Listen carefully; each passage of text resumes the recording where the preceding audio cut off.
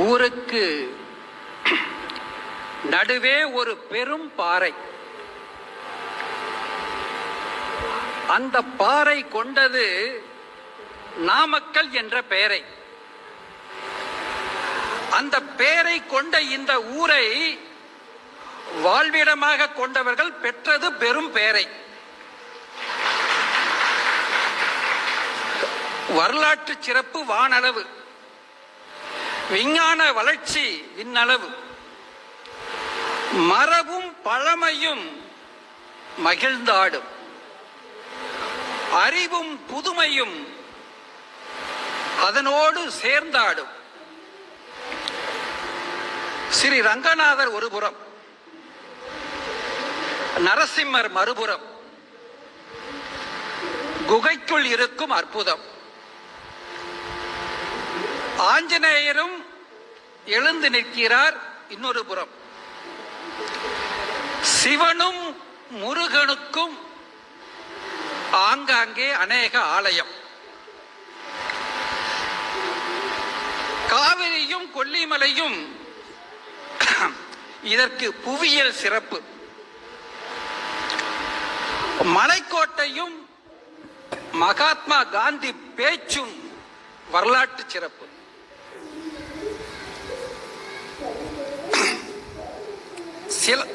நாமக்கல் கவிஞரும் சிலம்பொலியாரும் தமிழ் இலக்கிய சிறப்பு. கல்வி நிலையங்களும் தொழிற்சாலைகளும் அறிவியல் சிறப்பு.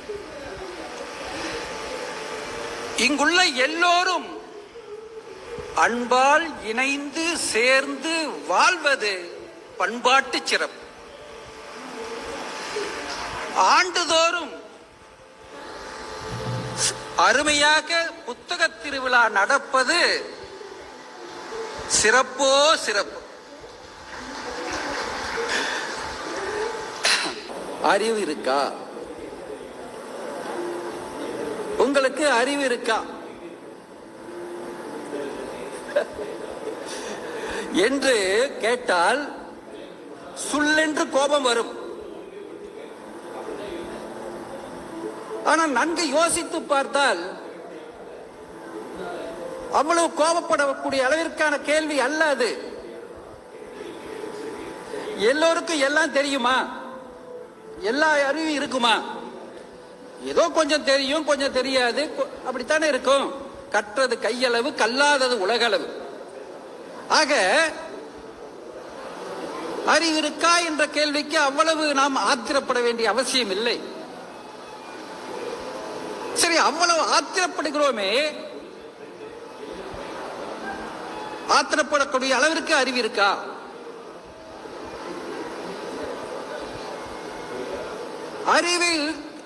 அறிவின்மை என்பது ஒரு கேவலமான விஷயம் என்ற உணர்வு எல்லோருள்ளும் இருக்கிறது. அதனால்தான் அந்த கோபம் வருகிறது. சரி, அறிவின்மையை போக்க வேண்டும் என்று எண்ணுகிறோம் அல்லவா?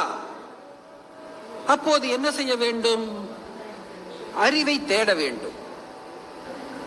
அறிவை எப்படி தேடுவீர்கள்? எங்கு தேடுவீர்கள்? இது போன்ற புத்தக கண்காட்சிக்கு வந்து அறிவை தேட வேண்டும். இங்க இருக்கக்கூடிய புத்தகங்களை உங்களுக்கு எந்த துறை எதில் அறிவு வேண்டுமோ அந்த அறிவை தேடுவதற்கு அதுக்கு அது சார்ந்த புத்தகங்களை வாங்கி முதலில் வெளியே வாங்க வேண்டும், பிறகு உள்ளே வாங்க வேண்டும், மனதுக்குள் வாங்க வேண்டும். அப்படி வாங்கி அதை படித்து அறிவை விருத்தி செய்து கொள்ள வேண்டும். ஆக புத்தக கண்காட்சிக்கு ஒவ்வொருவரும் வந்து அறிவை விருத்தி செய்ய கொள்ள வேண்டும். சரி, அறிவு இருக்காங்கிற கேள்வியை விட்டுடுவோம். அடுத்த கேள்விக்கு வருவோம். அன்பு இருக்கா? அதுதான் நம்ம தலைப்பு. உங்களுக்கு அன்பு இருக்கா? இருக்கு என்றுதானே பெரும்பாலும் சொல்லுவீங்க. இல்லை இல்லை என்று யாராவது சொல்லுவீர்களா? அன்பு இருக்கிறது என்றால் அது என்ன செய்யும்? உங்களுக்கு யார் மீது அன்பு இருக்கும்? பொதுவாக உங்களுடைய அம்மா, அப்பா, மனைவி, மக்கள், உற்றம், சுற்றம், இப்படி அன்பு இருக்கும். சரி, நீங்கள் அன்பு செலுத்தக்கூடியவர்களுக்கு எத்தகைய அன்பை எப்படி காட்டுவீர்கள்? அன்பை காட்டுகின்ற முறை, அவர்களோடு அன்பாக பேசுவீர்கள், அவர்களுக்கு விருப்பமானதை வாங்கி தருவீர்கள், அவர்களை கண்ணை போல் வைத்து காப்பீர்கள். இதெல்லாம் அன்பு செய்யக்கூடியவர்களுக்கு நீங்கள் செய்யக்கூடிய செயல். ஆக இது அன்பினுடைய தன்மை. சரி, நான் கேட்கிறேன், அன்பு என்றால் என்ன? எதுவும் பேச மாட்டேங்க போல இருக்கு. சரி, அன்பு என்றால் சிலர் அது ஒரு சக்தி என்பீர்கள், அது ஒரு ஈர்ப்பு என்பீர்கள், அது ஒரு புரிதல் என்பீர்கள், அது ஒரு பரஸ்பர பகிர்வு என்பீர்கள். இப்படித்தானே பலவிதமாக அன்பை பற்றி சொல்லுவோம்.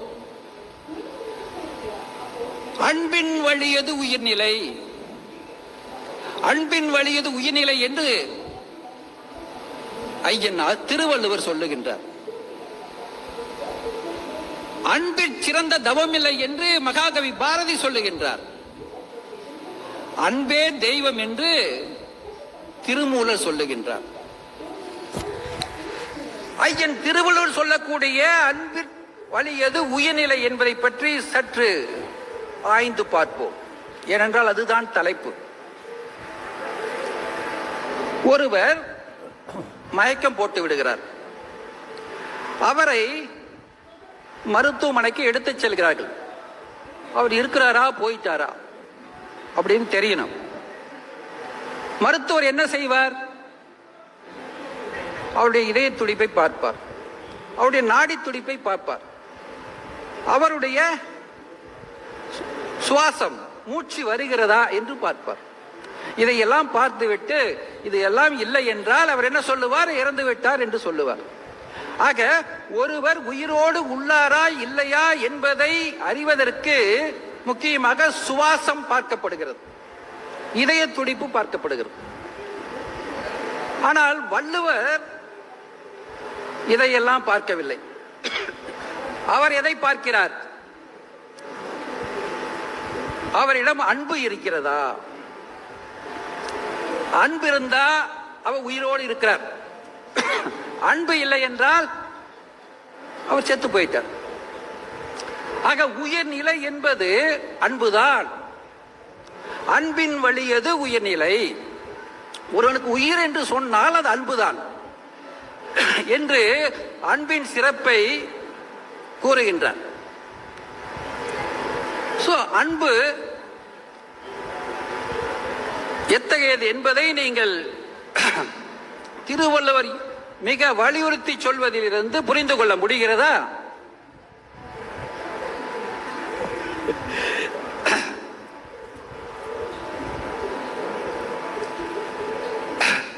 இப்போ அன்பு உள்ளவங்க, அன்பு செலுத்தக்கூடியவரிடம் அன்புள்ளவர் என்ன செய்வார் என்று ஏற்கனவே சொன்னேன்.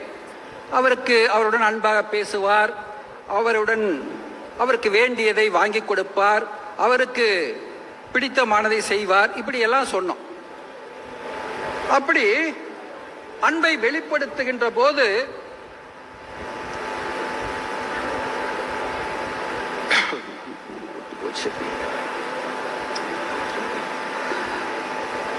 வெளிப்படுத்துகிறோம். இந்த அன்பில் என்ன இருக்குன்னு சொன்னா, ஒருவருக்கு எண்ணம் சொல் செயல் என்று சொல்வார்கள். ஒருவருக்கு நல்ல எண்ணம் இருக்க வேண்டும், நல்ல சொல் இருக்க வேண்டும், நல்ல செயல் இருக்க வேண்டும். அது மாறிவிட்டால் அன்பான செயல்களும் மாறிவிடும், அன்பு செலுத்துவது மாறிவிடும். ஆக அன்பு செலுத்துவதற்கு எண்ணம் சொல் செயல் எல்லாம் நல்லதாக இருக்க வேண்டும். அதைத்தான் என்ன சொல்கிறார்? அன்பின் வரையறையாக ஒரு பாடல் உண்டு. தீங்கு நினையா மனமே அன்பு. அன்புனா என்ன? தீங்கு நினையா மனமே அன்பு. தீயது சொல்லா சொல்லே அன்பு, தீமை செய்யா செயலே அன்பு. உதவ நினைக்கும் மனம் அன்பு, ஆறுதல் தரும் வார்த்தை அன்பு, சேவை செய்யும் செயலே அன்பு. அன்பின் வடிவே ஆண்டவன் அதரே தினமும் வேண்டவும் அப்படின்னு சொல்லி ஒரு அன்புக்கு ஒரு வரையறை தருகிறார்கள். ஆக அன்பு என்பது எண்ணம் சொல் செயலால் தீங்கு நினையாமல் இருப்பது, தீங்கு செய்யாமல் இருப்பது, தீங்கு சொல்லாமல் தேயதை சொல்லாமல் இருப்பது என்று எடுத்துக்கொள்ளலாம். சரி, அன்பு அன்பு என்று இவ்வளவு சொல்றமே, அன்பில்லாத உலகத்தில் அன்பை தேடி வந்தேன் அப்படின்னு ஒரு பாட்டு இருக்கா? அன்பில்லாத உலகம், அன்பு இல்லையா? இந்த உலகத்தில் அன்பு இல்லையா? ஒரு பார்வையற்ற வயோதிக பெண்மணி, அவர் நடந்து சென்று கடைகளில் பொருட்கள் போன்றது வாங்குவதற்கு மிகவும் சிரமப்படுகின்றார். அதனை பார்த்த ஒருவர் அவருக்கு உதவ வேண்டும் என்று ஒரு சுவற்றில், ஊர் சுவற்றில் எழுதி வைக்கின்றார். இப்படி சோ பெண்மணி, வயதான பார்வையற்ற பெண்மணி ஒரு 100 ரூபாயை தொலைத்து விட்டார். யாரேனும் எடுத்தால் இந்த கீழ் பின்வரும் முகவரியில் கொண்டு சென்று அவரிடம் கொடுக்கவும் அப்படின்னு அவர் எழுதி போட்டார். அதை பார்த்துட்டு சில பேர் அந்த முகவரியை தேடி சென்று அந்த பெண்மணியிடம் அந்த 100 ரூபாய், அந்த 100 ரூபாய் இல்லை, ஒரு 100 ரூபாயை கொடுக்கிறார்கள். ஒவ்வொருவரும் ஒரு 100 ரூபாயை கொடுத்து நீங்கள் தொலைத்து விட்ட பணம் கிடைத்து விட்டது, இந்தாருங்கள் என்று கொடுக்கிறார்கள். அந்த பெண்மணிக்கு வியப்போ வியப்பு. நாம் எதை தொலைச்சோம்?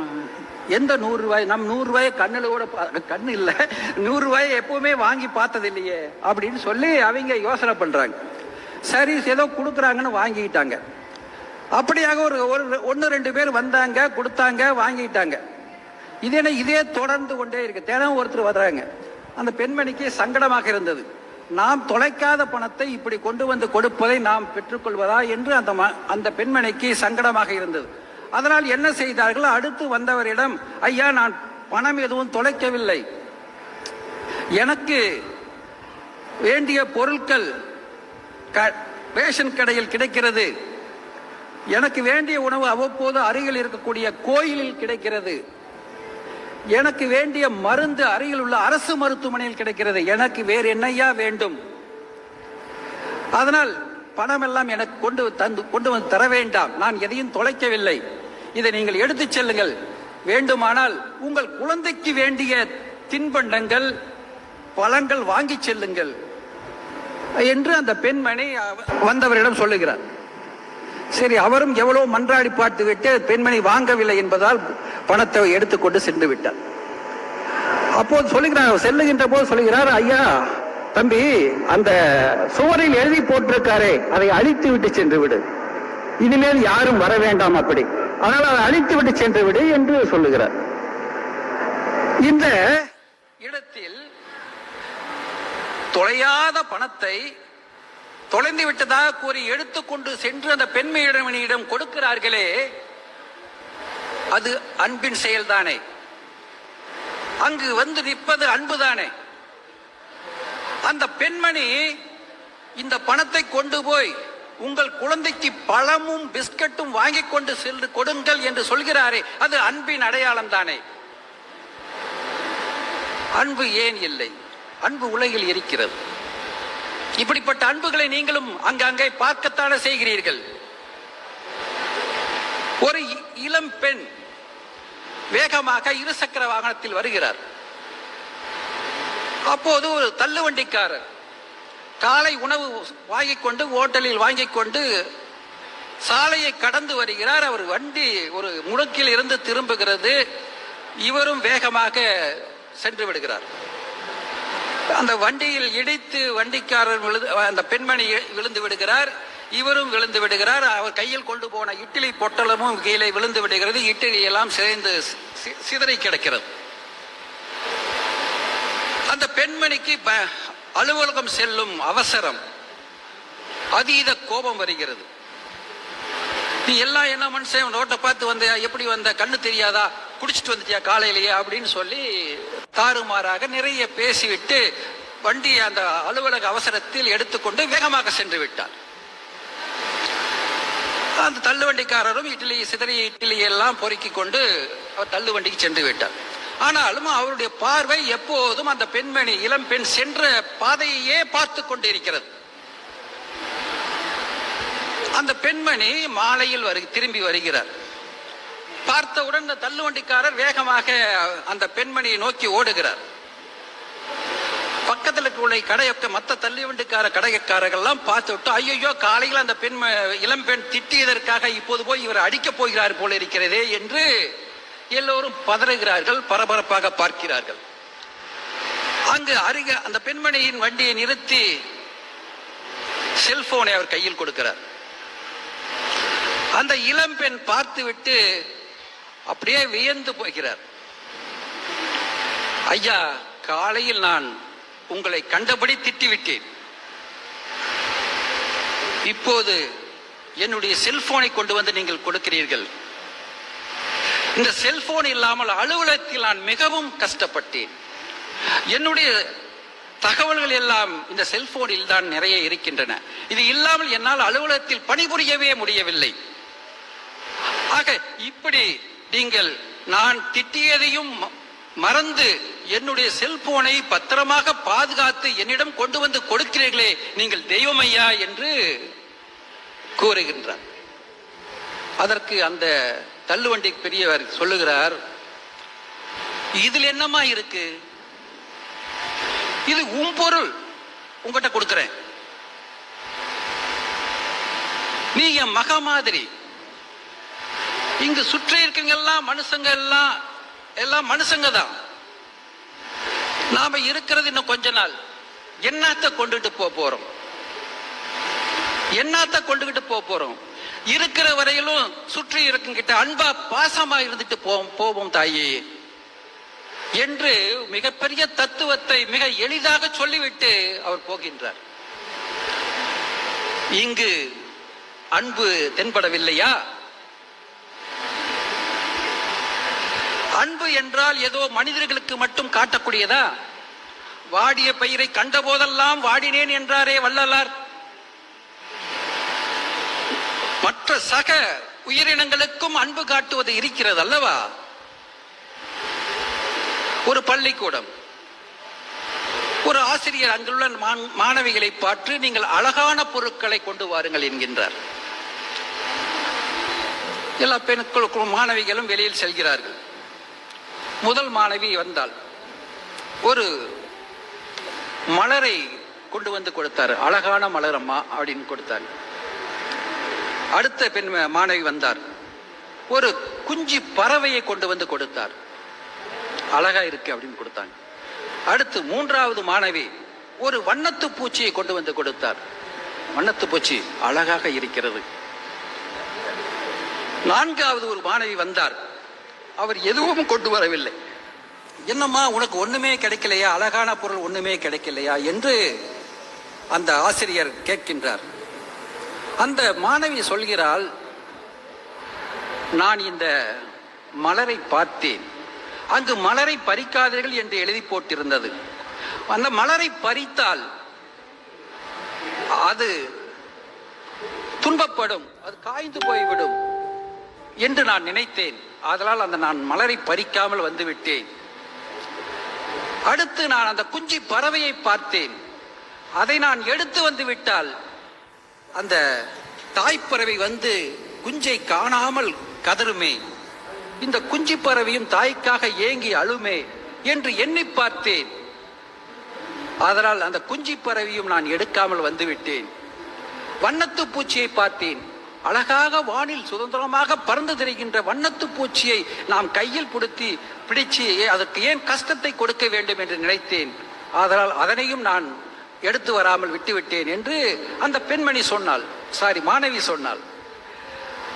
அந்த பிற உயிரினங்களையும் ஒரு சக உயிரினங்களை போல மதித்து அதன் மீது ஒரு அன்பான பார்வையை செலுத்திய அந்த மாணவியை பார்த்து, அம்மா, இவர்கள் கொண்டு வந்ததெல்லாம் அழகுதான், ஆனால் நீ கொண்டு வந்துள்ளாயே அன்பு, இந்த அனைத்து உயிர்களுக்கும் அன்பு காட்ட வேண்டும் என்ற ஒரு செயலை செய்துவிட்டு வந்திருக்கிறாயே, இதுதானம்மா அழகோ அழகு, பேரழகு என்று அந்த ஆசிரியர் சொன்னார். ஆக இப்படி எங்க பார்த்தாலும் அன்பின் செயல்கள் நிறைய இருக்கின்றன. நாம் தினமும் தான் பார்க்கிறோம், ஆனால் அதை சரியாக பார்ப்பதில்லை, கவனிப்பதில்லை, அவ்வளவுதான். அதனால் அன்பு எங்கும் நிறைந்திருக்கிறது. அன்பு இல்லை என்றால் இந்த உலகம் இந்த அளவுக்காவது இருக்காது. ஆனால் அன்பு மட்டும்தான் இருக்கிறதா? அதுதான் அடுத்த கேள்வி. அன்பு மட்டும்தான் இருக்கிறதா? செய்தித்தாளை எடுத்து பாருங்கள். தினம் தினமும் எத்தனை மோசமான செய்திகள், கொலை, கொள்ளை, கற்பழிப்பு என்று தினம் தினமும் செய்திகள் வருகின்றன. ஆக அன்பு மட்டும் இல்லை, நல்ல செயல்கள் மட்டும் இல்லை, ஒரு தவறான தீங்கான செயல்களும் சமுதாயத்தில் நடந்து கொண்டே இருக்கிறது என்று நமக்கு தெரிய வருகிறது. ஆக ஏன் நல்ல செயல், தீய செயல்? ஏன் அன்பு? அன்புக்கு எதிர்ப்பதம் என்ன? அன்பின்மை. அன்பின்மையை இரண்டு பிரிவாக்கலாம். முக்கியமா அன்பில் அன்பின்மையா இருக்கிறதுல ஒன்னு வெறுமை, இன்னொன்னு வெறுப்பு. வெறுமை என்றால் அன்பும் காட்ட மாட்டாங்க, எதுவும் செய்ய மாட்டாங்க, நல்லதுக்கு வர மாட்டாங்க, கெட்டதும் செய்ய மாட்டாங்க. அப்படி ஒரு வெறுமை, வெறுமையா இருப்பாங்க. அதுவும் அன்பின்மை தான். அப்படித்தான் நிறைய பேர் இருக்கிறோம். எதுவும் செய்ய மாட்டோம், ஒரு தீய செயல் நடந்தா கூட அதுக்கு தட்டி கேட்க மாட்டோம், அதுக்கு பார்க்க மாட்டோம், நமக்கேண்டா வம்பு, நம்ம வாட்டுல போவோம் அப்படின்னு சொல்லி போய்கிட்டே இருப்போம். அது வெறுமை, ஒரு வெறுமையான செயல். அதே சமயம் வெறுப்பு, இது இருக்கு பாருங்க, இது வெறுமையை விட இது ரொம்ப கடுமை. என்ன செய்யும்? நிறைய கொடுஞ்செயல்களை செய்வதற்கு வெறுப்பு தான் மூலமாக இருக்கிறது. ஆக அன்பு, வெறுப்பு ரெண்டும் எதிரானதுன்னு சொல்லலாம்.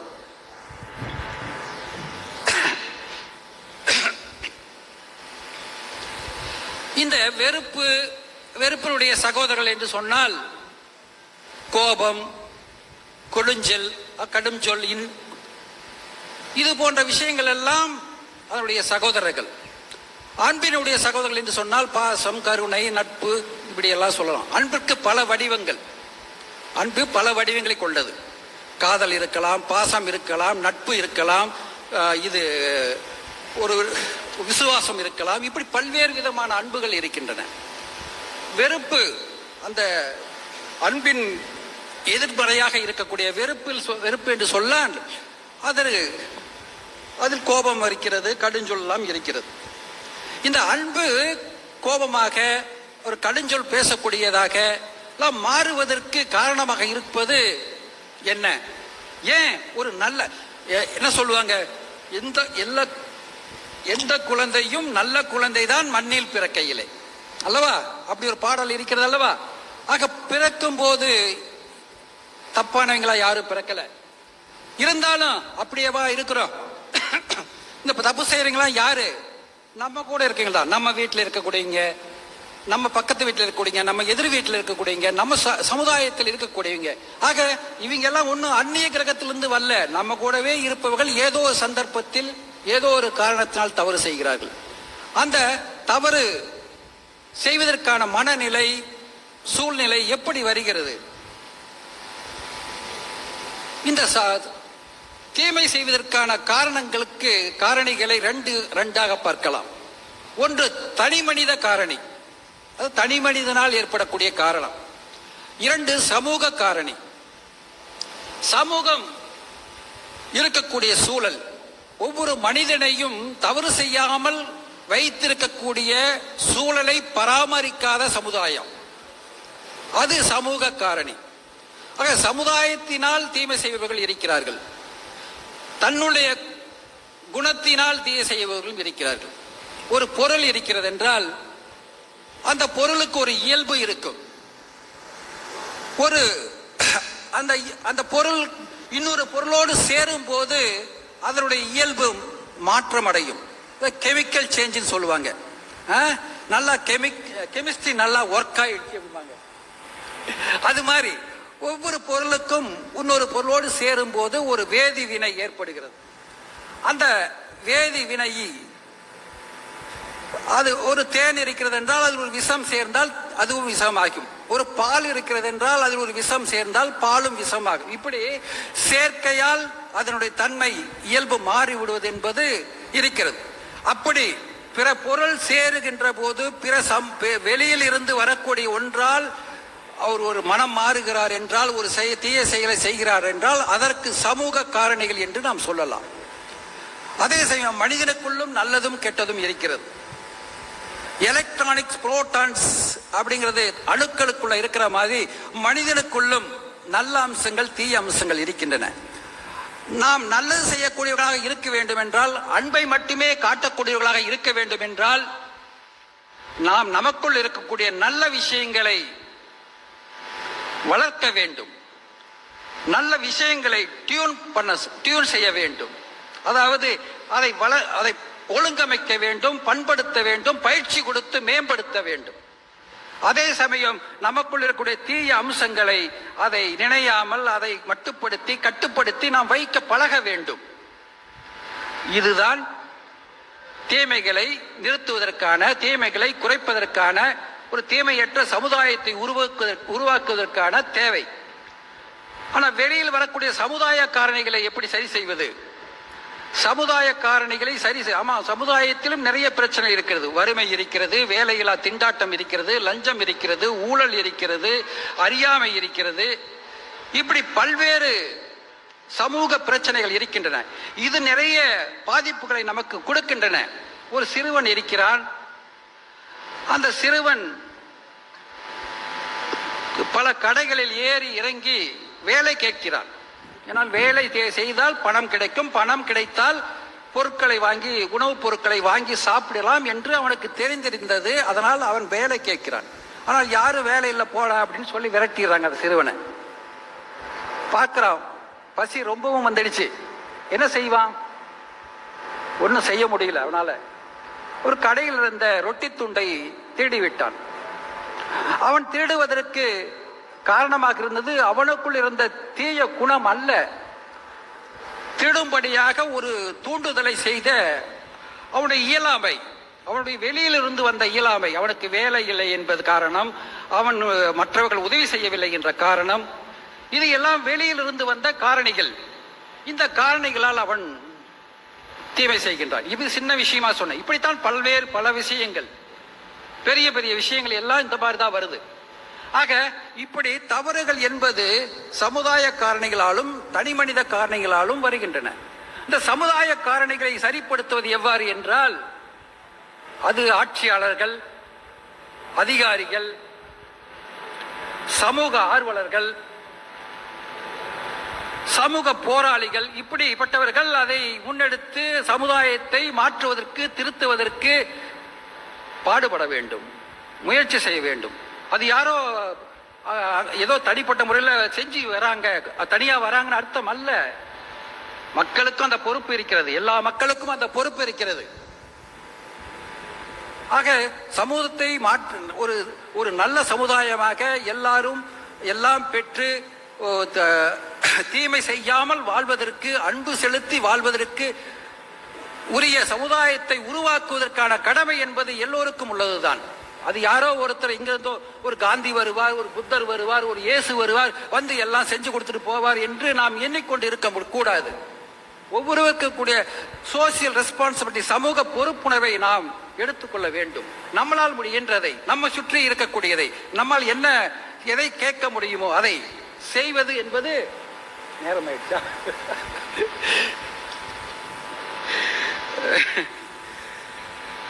சரி, அவ்வாறு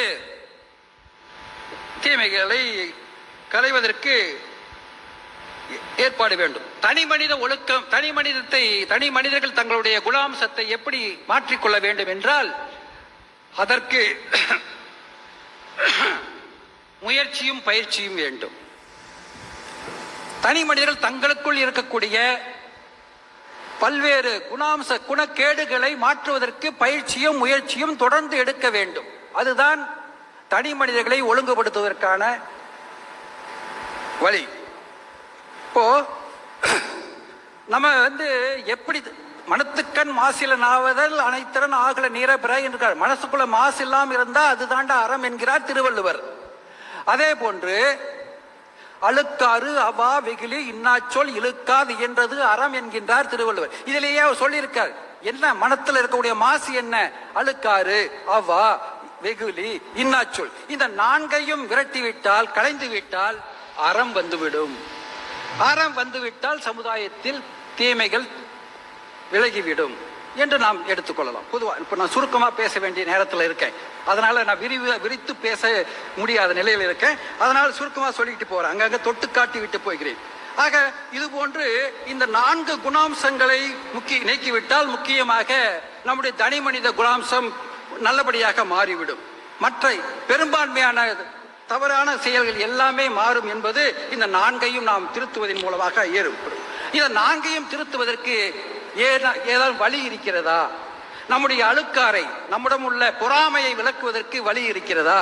நம்மிடம் உள்ள வெகுளி, கோபத்தை கட்டுப்படுத்துவதற்கு வழி இருக்கிறதா? நாம் கடும் சொல் பேசுகிறோமே, அதனை கட்டுப்படுத்துவதற்கு வழி இருக்கிறதா? இருக்கிறது என்று பல மகான்கள் சொல்லிக் கொண்டு இருக்கிறார்கள். எனக்கு தெரிந்தவரை வேதாத்திரி மகரிஷியுடைய அறிவு திருக்கோயில் கற்பிக்கப்படும் மனவளக்கலை, அதாவது அகத்தாய்வு பயிற்சி என்பது இந்த ஆசையை சீரமைக்க, சினத்தை தவிர்க்க, மற்றபடி கோபத்தை கட்டுப்படுத்த போன்றதற்கெல்லாம் வழிகாட்டக்கூடியதாக, அதனை பயிற்சியின் மூலம் நம்முடைய மனதிலே உருவாக்கக்கூடியதாக இருக்கிறது என்பது என்னுடைய எண்ணம். நானும் கொஞ்ச நாள் அதில் பயிற்சி எடுத்திருக்கிறேன் என்ற முறையில் நான் அதை உறுதியாக சொல்லுகின்றேன். அதுபோன்று பல்வேறு வழிமுறைகளையும் பலரும் சொல்லியிருக்க கூடும். உங்களுக்கு எது தெரிந்ததோ அந்த வழியிலே இந்த போன்ற குணக்கேடுகளை களைவதற்கு நீங்கள் முயற்சி எடுத்தால் நிச்சயமாக தனி மனித ஒழுக்கத்தை நீங்கள் கொண்டு வந்துவிட முடியும். இந்த ஒரே ஒரு விஷயத்தோட முடிக்க நிறைய இருக்கு, அதை முடிச்சிடறேன். ஒரே ஒரு விஷயம், ஒரு குழந்தை, அதுக்கு இதய பாதிப்பு, இதயத்தில் பாதிப்பு, அறுவை சிகிச்சை செய்யணும். அறுவை சிகிச்சை செய்யணும்னு பார்க்கும்போது 30% வாய்ப்பு தான் பிழைப்பதற்கு இருக்கிறது என்று மருத்துவர் சொல்கிறார்கள். அந்த தாயார், அவருடைய அந்த குழந்தையின் தாயார் சொல்கிறார், 30% சொல்றீங்க, எனக்கு அது நம்பிக்கை இல்லை, என் குழந்தை நிச்சயமா பிழைக்கும், நீங்க அறுவை சிகிச்சை பண்ணுங்க, எனக்கு நம்பிக்கை இருக்குது, எனக்கு நம்பிக்கை இருக்குன்னு சொல்லி அந்த அம்மா ரொம்பவும் உணர்ச்சி வசப்பட்டு பேசுகிறார்கள். சரி, மருத்துவர்கள் சரி இவ்வளவு ஆர்வத்தோடு கேட்கிறார்கள், குழந்தையை காப்பாற்றிவிட முடியும் என்று நம்பிக்கையோடு கேட்கிறார்கள். ஆகவே அறுவை சிகிச்சை செய்வோம் என்று மருத்துவர்களும் ஏற்பாடு செய்கிறார்கள்.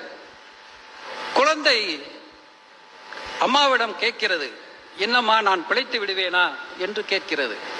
அந்த அம்மா சொல்கிறார், நீ நிச்சயமாக பிழைத்து விடுவாய், ஏனென்றால் உன் இதயத்தில் இறைவன் இருக்கிறான், உன் இதயத்தில் இறைவன் இருக்கிறார், அவர் உன்னை காப்பாற்றி விடுவார், நீ கவலைப்படாதே, நீ பயப்படாதே, நீ தைரியமாக போ என்று அந்த தாயார் அந்த குழந்தைக்கு சொல்லி அறுவை சிகிச்சைக்கு அனுப்புகின்றார். அந்த குழந்தைக்கு அறுவை சிகிச்சை நடக்கிறது. நடந்து கொண்டிருக்கின்ற போது பாதியிலேயே குழந்தையின் இதய துடிப்பு நின்று விடுகிறது. எவ்வளவோ உயர்ந்த தொழில்நுட்பங்களை எல்லாம் கொண்டு வந்தும் இந்த குழந்தைக்கு சிகிச்சை அளித்தும் இந்த குழந்தை உயிர் பிழைக்க வாய்ப்பில்லாமல் போய்விட்டதே என்று அந்த மருத்துவர் கலங்கி போகின்றார். அவர் கண்ணிலிருந்து கண்ணீர் துளிகள் வருகின்றன. அந்த கண்ணீர் துளி ஒன்று அந்த இதயத்தின் மீது, அந்த குழந்தையின் இதயத்தை வைத்து அறுவை சிகிச்சை செய்து கொண்டிருந்தார்களே, அந்த குழந்தையின் இதயத்தின் மீது படுகிறது. அந்த குழந்தையின் தாயார் பிழைத்துவிடும் என்று நம்பிக்கையோடு இருந்தார்களே, அந்த இதயத்தில் இறைவன் இருக்கிறதாக சொன்னார்களே, அப்படி இருந்தும் இந்த குழந்தை இறந்து விட்டதே என்று மருத்துவர் நினைக்கின்றார். அவருடைய கண்ணீர் துளி ஒன்று அந்த இதயத்தின் மீது பட்டவுடன் இதயம் துடிக்க ஆரம்பிக்கிறது. அந்த கருவி வச்சிருப்பாங்களே, ஒரு டிவி மாதிரி, அதுல அப்படியே இதயத்தினுடைய துடிப்பு போகிறது. செவிலியர் பார்க்கிறார், டாக்டர் இதயம் துடிக்குது, டாக்டர் இதயம் துடிக்குது என்று சொல்கிறார். டாக்டருக்கு வியப்போ வியப்பு, இது ஒரு மிராக்கல். ஆக என்ன அதிசயம், ஒரு குழந்தையின் தாய் கொண்டுள்ள நம்பிக்கை எந்த அளவிற்கு இங்கே வேலை செய்கிறது, ஒரு இந்த குழந்தையை காப்பாற்றி விட்டது என்று அவர் நினைக்கின்றார். அந்த குழந்தை பிழைத்து வருகிறது. டாக்டரிடம் கேட்கிறது, நீங்கள் என்னுடைய இதயத்தை அறுத்தீர்கள் அல்லவா, இதயத்தை அறுவை சிகிச்சை செய்தீர்கள் அல்லவா, அங்கே இறைவன் இருப்பதாக என் தாய் சொன்னார், நீங்கள் இறைவனை பார்த்தீர்களா, அந்த இறைவன் எப்படி இருந்தார் என்று அந்த குழந்தை கேட்கிறது டாக்டரிடம். அந்த டாக்டர் சொல்கிறார், நான் இறைவனை பார்த்தேன், அந்த இறைவன் உங்களுடைய தாயை போலவே இருந்தார் என்று அந்த டாக்டர் சொன்னார். அந்த குழந்தையின் தாய் வருகின்றார். அந்த குழந்தை கேட்கிறது, அம்மா நீதான் இறைவனா என்று அந்த குழந்தை அந்த தாயிடம் கேட்கிறது. அந்த தாய், நீதாண்டி குழந்தை, நீதாண்டி இறைவன், நீதாண்டி கடவுள், நீதாண்டி தெய்வம் என்று அந்த குழந்தையை அள்ளி அணைத்து முத்தம் கொடுத்து உச்சி முகர்கிறார். அந்த குழந்தைதான் தெய்வம். இதோ இந்த தெய்வம் என்று சொல்கிறார். இதோ எந்த தெய்வம் முன்னாலே, இதோ ஒரே ஒரு புன்னகையில் கண்டேனே, பாசமுள்ள பார்வையிலே கடவுள் வாழ்கிறான், கருணை உள்ள நெஞ்சினிலே கோயில் கொள்கிறான். அதனால இதோ இந்த தெய்வம், நீங்க எல்லாம் தான் தெய்வம். ஒவ்வொரு மனிதனுக்குள்ளும் இறைவன் இருக்கிறான். நீங்கள் உங்கள் அன்பை விருத்தி செய்தால், அன்பாக நடந்து கொண்டால், நீங்கள் நிச்சயமாக இறைவனுடைய அம்சங்களை அடைவீர்கள். ஆக உங்களுக்கு வாழ்விலே நல்லது நடக்கும், எல்லா நலமும் வளமும் கிடைக்கும் என்று கூறிக்கொள்வதோடு, நீங்கள் இந்த அகத்தாய்வு பயிற்சி போன்ற பயிற்சிகளை எல்லாம் எடுங்கள். உங்கள் மனதை பயிற்சியின் மூலமாக வளப்படுத்துங்கள். அந்த வளப்படுத்தின் மூலமாக அன்பின் வழியது உயிர்நிலை என்பதை உணர்ந்து இந்த சமுதாயத்தை நல்லபடியாக்குவதற்கு, நாம் நல்லபடியாக நடந்து கொள்வதற்கு எல்லா விதமான முறையிலும் முயற்சி செய்வோம், பாடுபடுவோம் என்று கூறிக்கொண்டு, இந்த பெரும் ஆளுகையெல்லாம் வந்து சென்ற இந்த மேடைக்கு எனக்கும் ஒரு வாய்ப்பு கொடுத்து இங்கு பேச அனுமதி அளித்த அன்பு நெஞ்சங்களுக்கெல்லாம் எனது நெஞ்சார்ந்த நன்றியை தெரிவித்துக் கொண்டு, இங்கு இவ்வளவு நேரமும் எனது உரையை செவிமடுத்த உங்கள் அனைவருக்கும் என்னுடைய மனதார்ந்த நன்றியை தெரிவித்துக் கொண்டு விடைபெறுகின்றேன். அனைவருக்கும் நன்றி, வணக்கம். நன்றி ஐயா. அன்புதான் உலகை ஆளும் என்கிற ஒற்றை சொல்லை வைத்துக்கொண்டு ஒரு மணி நேரமாக பேசும் அளவுக்கு உணர்வுபூர்வமான அன்புமயமான ஒரு மனிதர். அன்பு என்று சொன்னவுடன் எனக்கு ஒரு கவிதை நினைவுக்கு வந்தது. அன்பு என்ற தலைப்பில் என்னிடம் சின்னதாய் ஒரு கவிதை கேட்டார்கள். அன்பு என்ற தலைப்பில் என்னிடம் சின்னதாய் ஒரு கவிதை கேட்டார்கள். அம்மா என்றேன் உடனே. ஒருவேளை அம்மாவே கேட்டிருந்தால் இன்னும் சின்னதாய் சொல்லி இருப்பேன், நீ என்று. அன்பு என்பது அம்மாவைத்தான் அடையாளப்படுத்தி விட முடியும். வாடிய பயிரை கண்டபோதெல்லாம் வாடினேன் என்ற வள்ளலார் சுவாமிகளினுடைய அன்பு ஓரறிவு முதல் 6 அறிவு வரை அனைவர் மீதான அன்பு. இந்த சமூகத்தை நேசிக்கிற, மண்ணை நேசிக்கிற, மக்களை நேசிக்கிற, அடுத்து வருகிற தலைமுறை குறித்து சிந்திக்கிற மனிதர்களெல்லாம் அன்புமயமானவர்கள். அன்பு சூழ் உலகு நமக்கு வாய்க்க வேண்டும்.